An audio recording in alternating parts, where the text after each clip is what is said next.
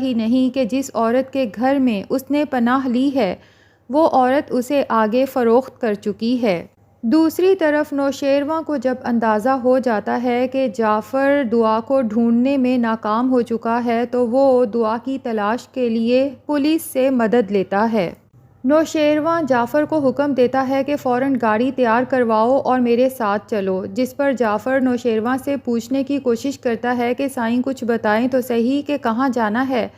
تو نوشیروان کہتا ہے کہ ابھی مجھے کچھ نہیں پتا، بس گھر سے نکلو، راستے میں ڈیسائیڈ کریں گے کہ ہم نے کہاں جانا ہے۔ جبکہ جعفر اس لیے پریشان ہے کہ ڈاکٹر نے نوشیروان کو مکمل بیڈ ریسٹ کے لیے کہا ہے، لیکن چونکہ وہ ایک ملازم ہے اور اپنے مالک کے حکم کے آگے بے بس ہے، اس لیے وہ ڈرائیور کو گاڑی نکالنے کا کہتا ہے۔ اور نوشیروان کی بے چینی اتنی بڑھ چکی ہے کہ وہ ڈاکٹر اور اماں بابا کی ہدایت کے باوجود بھی اب جب تک دعا مل نہ جائے گھر میں سکون سے نہیں بیٹھ سکتا۔ اب جب وہ لوگ گھر سے نکلتے ہیں تو راستے میں نوشیروان جعفر کو حکم دیتا ہے کہ گاڑی دعا کی اس دوست کے گھر کی طرف لے چلو جو ہر وقت دعا کے ساتھ ہوتی تھی۔ یقیناً اسے دعا کے بارے میں معلومات ہوں گی کہ آخر وہ کہاں ہے۔ لیکن جب یہ لوگ دعا کی دوست کے گھر پہنچتے ہیں اور جعفر دوست سے دعا کے بارے میں معلومات لینے کی کوشش کرتا ہے تو دعا کی دوست تو چٹا انکار کر دیتی ہے کہ مجھے تو دعا کے بارے میں کچھ پتہ ہی نہیں۔ تو نوشیروان حیران ہو کر دعا کی دوست سے کہتا ہے یہ کیسے ممکن ہے، آپ تو اس کی بہترین دوست تھی، جس پر وہ لڑکی کہتی ہے کہ دوست تھی، اب نہیں ہوں۔ نوشیروان کو سمجھ آ جاتی ہے کہ دعا پر اس قدر مشکل وقت آیا ہے جس میں نہ صرف اس کے اپنے گھر والوں نے بلکہ اس کی دوست نے بھی اس سے منہ موڑ لیا ہے۔ اب تو نوشیروان کی پریشانی مزید بڑھ جاتی ہے کہ پتہ نہیں وہ معصوم سی بھولی بھالی سی لڑکی سب کے منہ پھیر لینے کے بعد کہاں در بدر کی ٹھوکریں کھا رہی ہوگی، محفوظ بھی ہوگی یا نہیں۔ تو نوشیروان پریشانی اور بے بسی سے دعا کو پکارتا ہے اور کہتا ہے کہ دعا پتہ نہیں تم کہاں چلی گئی ہو، اتنے بڑے شہر میں تمہیں کہاں تلاش کروں۔ دوسری طرف دعا جو کہ بہت بڑی مشکل میں پھنس چکی ہے، وہ جس عورت کے گھر میں ہے اس کے احسانات کی وجہ سے کہتی ہے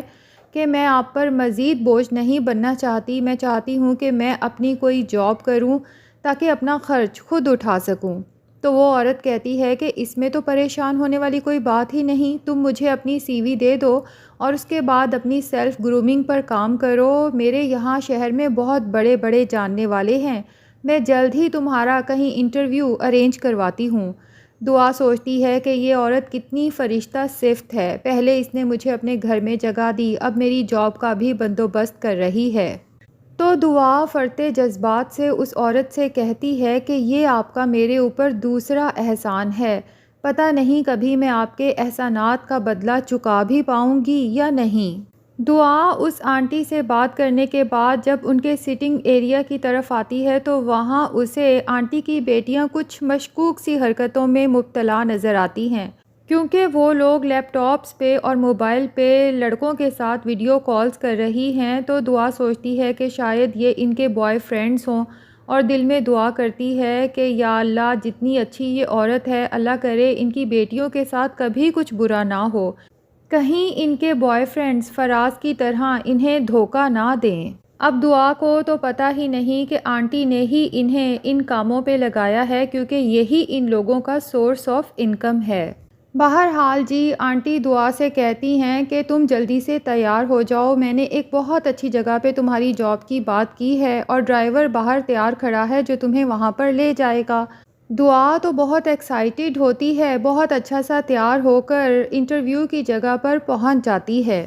اب جب وہ اندر جاتی ہے تو کمرے میں داخل ہوتے ہی سامنے اسے ایک اوباش سا آدمی نظر آتا ہے۔ دعا تو وہیں پر سہم جاتی ہے، جیسے ہی مڑتی ہے تو کوئی باہر سے دروازہ لاک کر دیتا ہے۔ دعا تو زاروں قطار رونا شروع کر دیتی ہے اور دروازہ پیٹتی ہے کہ پلیز کوئی دروازہ کھولو، لیکن پیچھے بیٹھا وہ آدمی کہتا ہے کہ زیادہ شور کرنے کی ضرورت نہیں ہے کیونکہ میں تمہاری پوری قیمت ادا کر چکا ہوں۔ تو دعا کو اندازہ ہو جاتا ہے کہ وہی عورت جسے دعا فرشتہ سمجھ رہی تھی، جس نے دعا کی روڈ پر عزت بچائی تھی، وہ دعا کی عزت کا سودا کر چکی ہے۔ اور وہ آدمی دعا سے کہتا ہے کہ یہاں نہ کوئی تمہارا شور سنے گا، نہ کوئی تمہیں بچانے آئے گا، تمہیں یہاں پر مجھے خوش کرنے کے لیے بھیجا گیا ہے، اس لیے میرے پاس آ کر بیٹھو۔ دعا کسی طرح سے اس کمرے سے نکل جاتی ہے اور باہر کی طرف بھاگنے کی کوشش کرتی ہے، لیکن جیسے ہی وہ گیٹ تک پہنچتی ہے تو ملازم اس کا بازو زور سے پکڑ کے اسے واپس گھر کے اندر لا کے کمرے میں بند کر دیتا ہے۔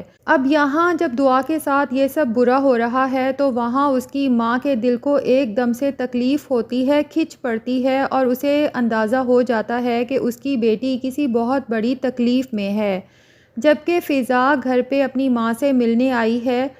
تو دعا کی ماں فضا سے اور اپنی چھوٹی بیٹی سے کہتی ہے کہ کوئی مر جائے تو بھی صبر بہت دنوں کے بعد آتا ہے، اور میری بیٹی تو زندہ ہے، مجھے یوں لگ رہا ہے جیسے کسی بہت بڑی تکلیف میں ہے،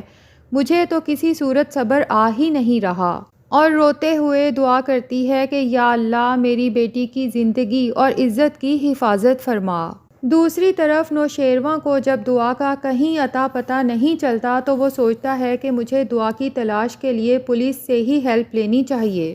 پولیس کانٹیکٹ کرنے کے بعد آفیسر اسے بتاتا ہے کہ آپ کی کال آتے ہی ہم نے دعا کو ٹریس کرنے کی کوشش کی ہے اور اس کے محلے سے یہی پتہ چلا ہے کہ دعا لاسٹ ٹائم کسی تھانے میں تھی جہاں سے وہ گھر تو آ گئی تھی، لیکن گھر والوں نے اسے گھر کے اندر داخل ہونے نہیں دیا۔ اس کے بعد دعا کہاں گئی اس کا ابھی تک کوئی سراغ نہیں مل سکا۔